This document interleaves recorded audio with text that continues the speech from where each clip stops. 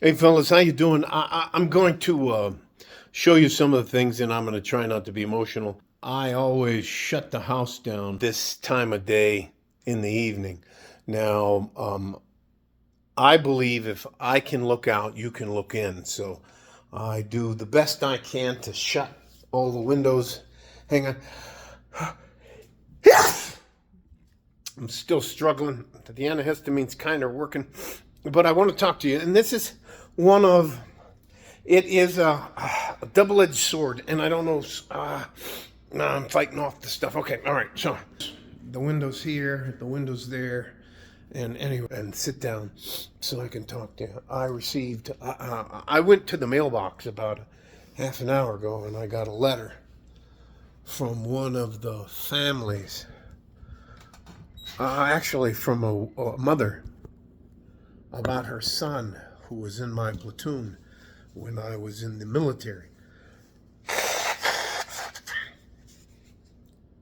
I got to tell you something. The majority,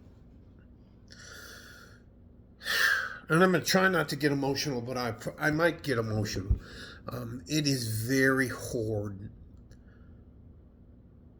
A few of the most, I was a platoon sergeant. I retired medically. I was medically retired in 2003 as a E7 in the Army, Sergeant First Class.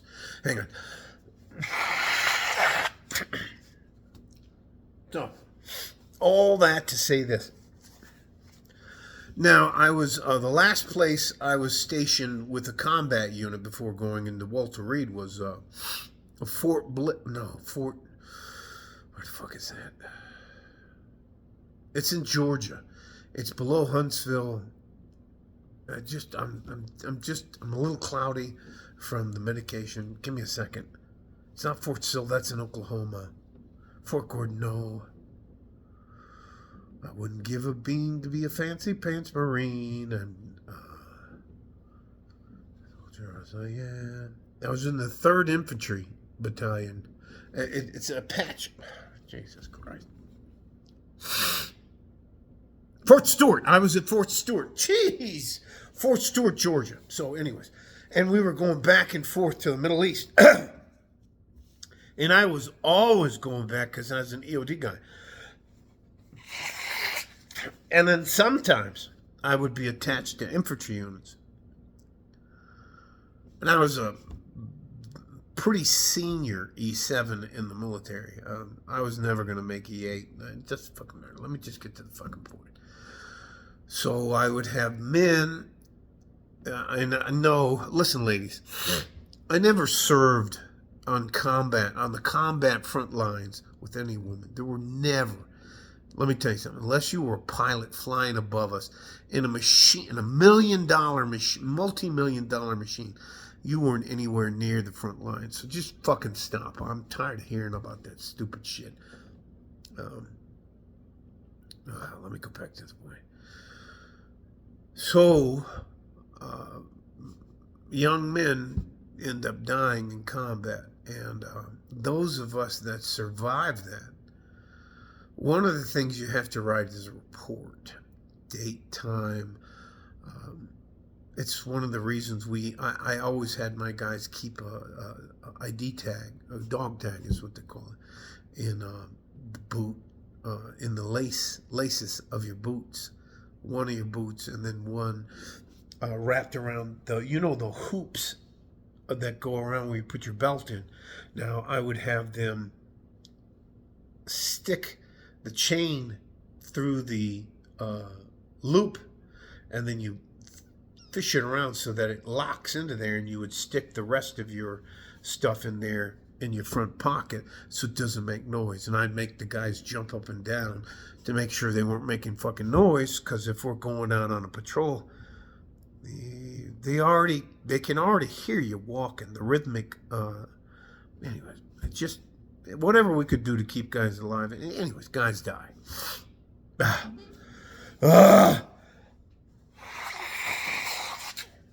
I don't think the antihistamines are working. So today, maybe a few hours ago, it's still the October 3rd. I'll just leave it at that. I don't want to get into it too much. I got another cord.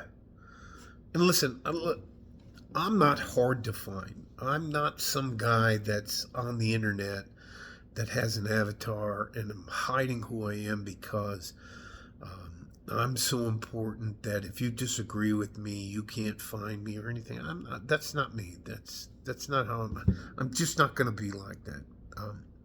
So I get cards and letters, and I'll tell you, one of the most difficult things I ever had to do in my life is face the family members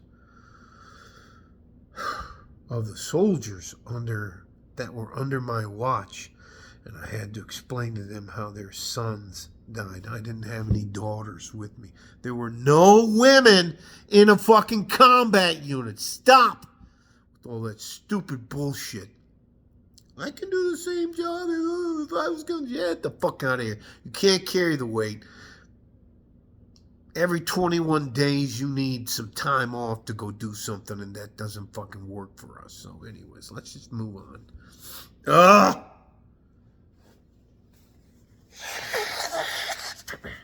So, one of the things they teach you, and a few times I've had to hold the flag and hand the flag to them, is you don't make contact with the family members. But I couldn't take it. And I think we were in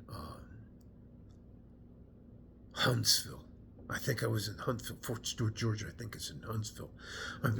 Just give me a second to get my shit together. I can't tell you. And I spent a lot of time in Walter Reed, but I can tell you the toughest, most difficult time I had was dealing with mothers and sisters and brothers and uncles and aunts who had come to the unit. And as I was the senior enlisted man in that platoon where their son died, I had to go out and talk to them. I had to go out and explain to them why I was alive and their son died. And I got a card today and all that shit. Look, I don't know if you do it. I do it like this. I take stuff and I ball it up and I try to, and sometimes it just comes flooding back. And I got a card. My son would be 42 years old today. I just can't even fucking tell you. And why I'm doing this is because I think, listen, I don't know if you guys follow the military at all, but I think the U.S. and Israel are getting ready to attack Iran. Now listen, that may not make any sense to you or anything else, but I think that might happen in the next couple of weeks. All right? That's all I'm going to say about that. And here's the worst part of it for me. The guys that make the decisions to send us to war have no fucking skin in the game. Do you hear me? Hey, Mr. President Donald Trump, love you, wish you the best, but you don't have any skin in the game. Don't send us off to war. Don't do it. War has changed. The way we grew up, I couldn't be on the battlefield anymore because I'm so outdated. I've been out since 2003, so 22 years. Drones. I mean, the battlefield has changed. Anyways. And then you get this, and I get these cards most of the time on those young men's birthday. And they mean well. And I don't hide from that responsibility because I was there when it happened. And at some point in time, listen, I got to tell you, I'm going to blow my nose and I'm going to tell you the truth. At some point in time, in the middle of shit going sideways, you got to tell a couple guys, get the fuck up, grab your shit, and force your way into that building. We'll be right behind you. But somebody has to go first. And I got in trouble. Anyways, it doesn't matter. I think some of the closest military movies that are true, in my opinion, is Band of Brothers and Tank Battle Fury. I saw some tank battles in the fucking desert. Anyways, doesn't matter. Let me get back to the point. But the thing is, you can make a decision. And here's my point. You can make a decision as a man, especially when you're young, that can have a cascading effect on your life. And I just got done dealing with my wife and my mother-in-law and her sisters. I just was closing up the house, getting ready to raise the drawbridge and close it off for the night, and I get this card in my mailbox, and I read it, and it is such heartfelt. What can I say? Be honest. Now, what the fuck can I say to a mother, a father, a sister, a brother, an aunt, an uncle about why I'm here, why I'm still alive, and their son is dead? And I can't include women because you were never fucking there on the front line. All right, let me stop now before I get too animated. I'm just so fucking tired. And I'm going to segue into this. I'm so fucking sick and tired of you women acting like you can fight. You can't fucking fight. You can't fight me. If you can't kick my ass, stop talking shit to me. Stop acting like you can. I'm just fucking sick of it. So, all right, back to the point. I don't usually get this emotional, but they God blessed me. They wished me the best. Would I please say a prayer for their son? I say a prayer for all the young men. I can't tell you. But it's a burden. I can't. You know what? Now I gotta blow my nose again.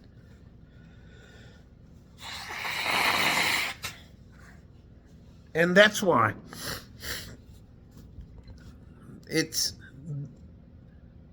there are time zones associated with combat. And there's the time before you go into combat, you're training up, and where you think you're the baddest. What did it say? I walk through the valley of the shadow of death, but I fear no evil, because I'm the baddest motherfucker in the valley. That part, and then you get into combat, and you're like, oh my God, I could die. Or you see some guy just, I had to collect body, and then you have to deal with the fallout. I spent a lot of time in the hospital after getting fucked up. So anyways. But all of those young men have families. And those families deserve to and need to know what happened to their sons. And because some of us that survived it have to, I'm accountable to those families. And it breaks my heart that their son's not here. And that's why I'm trying not to get emotional. We don't need to go to war with Iran. You want to beat up the cartels? Just fucking go beat them up. But if you're going to beat them up and you're going to be there, hey, Mr. President, Mr. Pete Hegseth, why don't you be on the front lines? Why don't you be the guy with your little sword in hand leading the charge into the face of death and destruction? I think I've had enough of guys sitting in an office telling the rest of us what it's like to be in combat or why we need to go fight somebody. For what? We fought for oil. I can't even tell you. I watched us whoop the shit out of people in Iraq and Afghanistan, and only to give it all back. So what the fuck were we there for? And, oh, by the way, President Trump and Pete Hegseth and all the rest of those motherfuckers aren't writing cards and having to deal with the people, the families, the surviving family members. Hey, just come on. Enough of the war. Unless you want to be on the fucking front lines. And if you didn't fucking serve, and I don't mean this mean to me, Mr. President, I felt like I served doesn't fucking cut it. Listen, I'm a Republican. I'm now a hardcore Republican. But please stop. If you start a war, now I'm only telling you about the channels that I know. I think we're getting ready to attack Iran.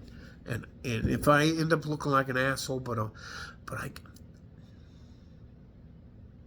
what about those of us that survive all that horrific shit and have to deal with the family members? You're not there.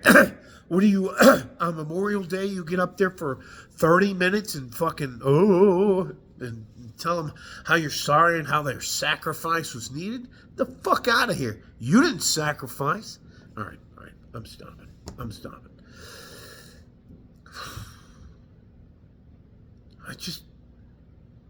not showing you the card. And yes, the people are in Georgia. It's like having a scab and somebody just comes up and rips the fucking scab off. And all that shit that you're trying to, what are the fucking people tell me, you pack away and compartmentalize it and put it away and put it on a shelf. It's like a book you read and you put it on a shelf. I remember all of them. Anyway, and the people that send us off to war don't have to live with any of this bullshit. So don't fucking send us off to war. Make a deal. Figure it out. We don't have to bomb and kill people. I mean, all right, listen. That's not true. But I have to live with the residuals of that. So, what would you imagine? Can you imagine if you were me and a mother and a father, 2 uncles, 2 aunts, a grandmother, a grandfather, sisters and brothers show up and you have to meet them in the fucking dining facility, you call it cafeteria, dining facility. And I have to go in there and I have to explain to them why I'm alive and their son is dead. Or their son came home in a box because there's not much left of it. I can't even fucking tell you.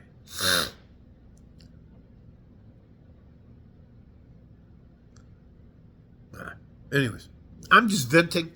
I feel it's wild. It's like if you ever been in like a barroom fight and you're doing really well and somebody out of nowhere just fucking clocks you. You figure out that my little small world problems aren't that big a deal. Yeah. Oh, I almost said her name.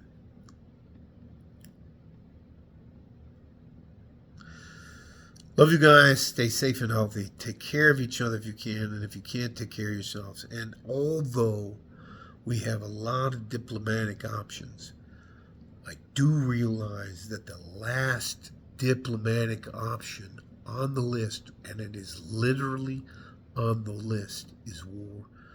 Why? Listen to me. We don't need to go to war with Iran.